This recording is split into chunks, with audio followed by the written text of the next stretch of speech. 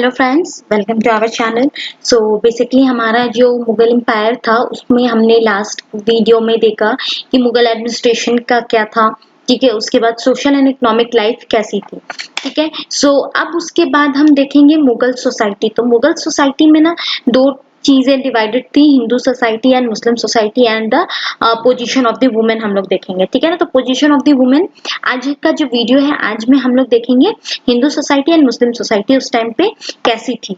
तो स्टार्ट करते हैं मुस्लिम सोसाइटी से और मुगल सोसाइटी मुस्लिम सोसाइटी से। ठीक है ना, तो सबसे पहले देखते हैं कि मुगल सोसाइटी थी क्या उस टाइम पीरियड में। तो मुगल सोसाइटी का फॉरवर्ड करते आगे बढ़ते, तो during the Mughal period the Indian society was in the process of developing into a common society. जो मुगल का टाइम था ना, उसमें इंडियन सोसाइटी जो थी ना, वो डेवलप करी थी as a common society for religious groups of the Hinduism and Muslims. क्योंकि एट दैट टाइम दो सोसाइटी कम आ गई थी, तो उन दोनों सोसाइटी में कॉमन ग्रो अप कर रही थी। ठीक है ना, the mixing and adaptation of each other culture was fairly common। एक दूसरे से मिलना, ठीक है ना, एक दूसरे के कल्चर को अडॉप्ट करना उस टाइम पे बहुत ज्यादा कॉमन हो रहा था। ठीक है ना, among the prevalent social practices the पर्दा system was one of that। But जो उस टाइम पे था ना, इन सारे को देखते हुए एक पर्दा सिस्टम भी था। ठीक है ना, पर्दा सिस्टम जिसमें कि जो वुमेन्स होती थी ना, वो अपने बॉडी को पूरा कवर करती थी। ठीक है ना, अपने आप को ढक के रखती थी। तो वो किसके द्वारा प्रैक्टिस किया जाता था? जो अपर क्लास की वुमेन होती थी ना, वो इस चीज को, पर्दा सिस्टम को अडॉप्ट किया था, प्रैक्टिस करती थी। The child marriage was prevalent. ठीक है ना, और जो पॉलीगामी थे, ठीक है ना, वो अपर सोसाइटी के लोग मतलब यूज किया करते थे एंड फॉलो करते थे। एंड मोनोगामी जो थे वो कॉमन सोसाइटी के लोग। पॉलीगामी जिसमें कि एक आदमी मतलब है ना, वो एक से ज्यादा वाइफ रख सकता है। एंड मोनोगामी एक आदमी की शादी सिर्फ एक ही से ही हो, वो चाहे उनकी एक वाइफ हो या एक हस्बैंड हो। ठीक है, सो ये थी मुगल सोसाइटी। अब देखते हैं मुस्लिम सोसाइटी कैसी थी। तो मुस्लिम सोसाइटी में बेसिकली क्या था कि लोग बाहर से आ रहे थे। ठीक है ना, कहाँ से आ रहे थे? सेंट्रल से, वेस्ट एशिया से। ठीक है ना, तो मुस्लिम पॉपुलेशन जो था ना, वो retain the mixed character which it had acquired during the previous country centuries. तो बाहर से जो इमिग्रेशन लोग आ रहे थे, वो परमानेंट यहाँ मतलब लोग माइग्रेट करते हैं एक प्लेस से दूसरे प्लेस। तो जो ये लोग आ रहे थे, वो परमानेंट यहाँ रहने के लिए आ रहे थे। ठीक है ना, West Asia and Central से। In the northwestern region, the Central Asian and the Persian who entered the India during the region of Babur and his successor। ठीक है ना, जो नॉर्थ वेस्टर्न रीजन था ना, जो सेंट्रल एशियन और जो पर्शियन लोग आए थे बाबर के रीजन में, ठीक है ना, उनके सक्सेसर में, lived side by side with the Muslim migrants of the pre Mughal period. ठीक है ना, वो लोग मतलब मुस्लिम माइग्रेंट पीपल्स के साथ रहने लगे थे मुगल पीरियड में। ठीक है ना, in the coastal region the migration immigrant were primarily traders। ठीक है ना, जो कोस्टल रीजन थे ना, वहां पे जो लोग परमानेंट रहने आ रहे थे, वो मतलब कि ट्रेडर्स हुआ करते थे। ठीक है, एंड जो as a result of the regular and irregular unions with the local Hindus and converts of the Muslims communities of mixed origin common come into the existence. ठीक है ना, जो रिजल्ट क्या हुआ कि जो यूनियंस थे, ठीक है ना, वो लोकल हिंदूज में और लोकल हिंदूज थे, वो लोग मुस्लिम जो थे तो इसका रिजल्ट क्या हुआ? ठीक है ना, जो लोकल हिंदूज थे, उसके बाद उनका जो convert of A number of Muslim communities of mixed origin. एक तो वो लोग आ रहे थे, ठीक है ना, मुस्लिम कम्युनिटीज थी, ठीक है ना, वो उनकी जो मिक्स्ड ओरिजिन थी कम इनटू द एग्जिस्टेंस। ठीक है ना, वो वहां रहने लगी। ठीक है, उसके बाद जो एग्जाम्पल क्या इसका हुआ कि the Navaits of the western India, the Mappilas और मोलोबार्स, है ना, and Labbais of the Coromandel coast. ठीक है, नेक्स्ट देखते हैं।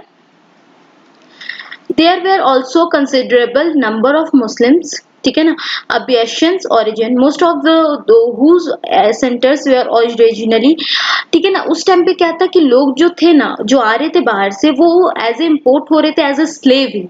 ठीक है ना, जो मुस्लिम्स आ रहे थे बाहर से एज वो अपने स्लेव्स की, ठीक है ना, स्लेव्स आ रहे थे as a large part of Afghanistan formed an integral part of the Muslim empire. Afghans lives in the India could hardly be place in the categories, ठीक है ना, जो अफगान्स थे ना, अफगानिस्तान जो लेक थे, ठीक है ना, इंटीग्रल पार्ट मतलब different different part of the Mughal empire के, और जो वो जो अफगानिस्तान थे वो इंडिया में जो रह रहे थे वो उनको इमिग्रेंट्स के कैटेगरी में रखा जा रहा था। Muslims of the foreign origins formally united by Islams, ठीक है, and the difference influence political, मतलब इन सब चीजों से क्या होता है कि पॉलिटिकल एंड सोसाइटी में बहुत ज्यादा फर्क आने लगा था, ठीक है ना। द तुरान्स यानी Central Asian and the Afghans were Sunnis and the Persians were Shias, the Afghans जो थे वो सुनिन्स थे एंड द पर्शियंस जो थे वो सहीस थे। There was much rivalry for political prominence and the social promotion,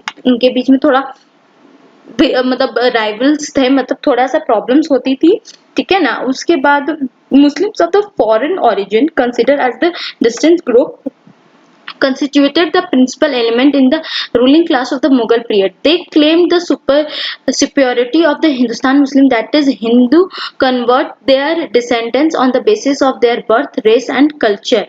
तो बेसिकली मुस्लिम सोसाइटी जो थी, इन सारे पार्ट्स में ये कहा गया था कि जो मुस्लिम सोसाइटी थी बेसिकली एक अफगानिस्तान से थे, ठीक है ना, एक इस्लाम से थे, तो उनकी जो माइग्रेंट पीपल थे ना, तो उनको वो परमानेंट यहाँ रहने आ गए थे, ठीक है ना। अफगानिस्तान से जो थे, ठीक है, वो मतलब कि थोड़ा उनके बीच में राइवल्स हुआ।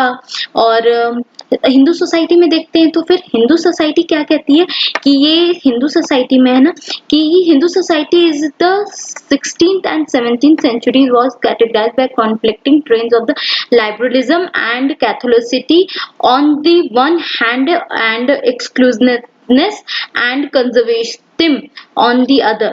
Some of the Vishnava and Tantric teachers recognize to the some extent the religion and the social rights of a woman as also of the Sudras. Some of non-Brahmins followers of the Chityana become the spiritual not only the three lower caste but also the Brahmins. मतलब Hindu society जो थी ना वो 17th and 16th century में categorise किया गया था। किस वजह से? दो कारण की वजह से। एक तरफ था लाइबरलिज्म, ठीक है ना, एंड दूसरा तरफ था एक्सक्लूसिवनेस, ठीक है। उसके बाद जो कुछ लोग थे ना वो जैसे कि नन ब्राह्मण्स जो थे वो चितियाना को फॉलो करते थे, ठीक है, and not only of the three lower caste but also the, मतलब ये जो थे ना, मतलब केवल वो क्लास कास्ट नहीं, मतलब ब्राह्मण्स भी इस चीज को फॉलो करते थे। उसके बाद जो महाराष्ट्र में थे Shudras the Mahadev who was Kavastha had the Brahmins discipline, इन सब जो थे सुद्रास्त महादेव इन सब में है ना ब्राह्मण्स डिसिप्लिन का, but the Brahmins author of the nibandh thus tried to maintain the integrity of the Asian social religion system, ठीक है ना। वर्णस्य धर्मा, मतलब जो ब्राह्मण्स थे वो कोशिश कर रहे थे किस चीज के लिए? एशियन सोशल रिलीजन्स के लिए, by regulating the life and conduct of the all classes of Hindus in the minus details in the some writers of the Smriti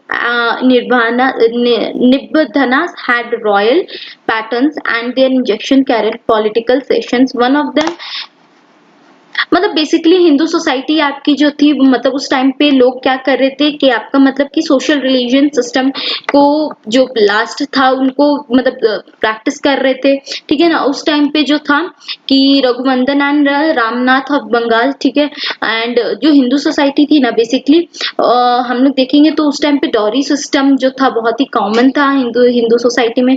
the Sati was prevalent through the Akbar tried to discourage Sati by issuing order but he could not forbid it at all, ठीक है ना।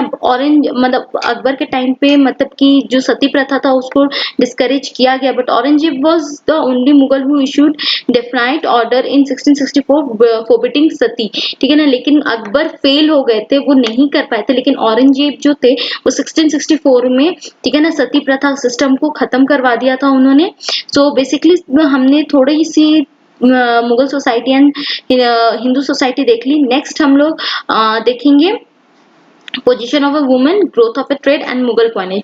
और उसके बाद हमारी Mughal empire complete हो जाएगी। उसके बाद हम लोग कुछ एमसीक्यूज करेंगे, ठीक है ना, एक कंप्लीट रिवीजन एमसीक्यू करेंगे और फिर हम लोग आगे बढ़ेंगे यूरोपियन एडवेंट में। सो होप फ्रेंड्स आपको हमारा वीडियो पसंद आ रहा हो। प्लीज हमारे चैनल को लाइक कीजिए, सब्सक्राइब कीजिए एंड शेयर करना ना भूले। Thank you so much friends.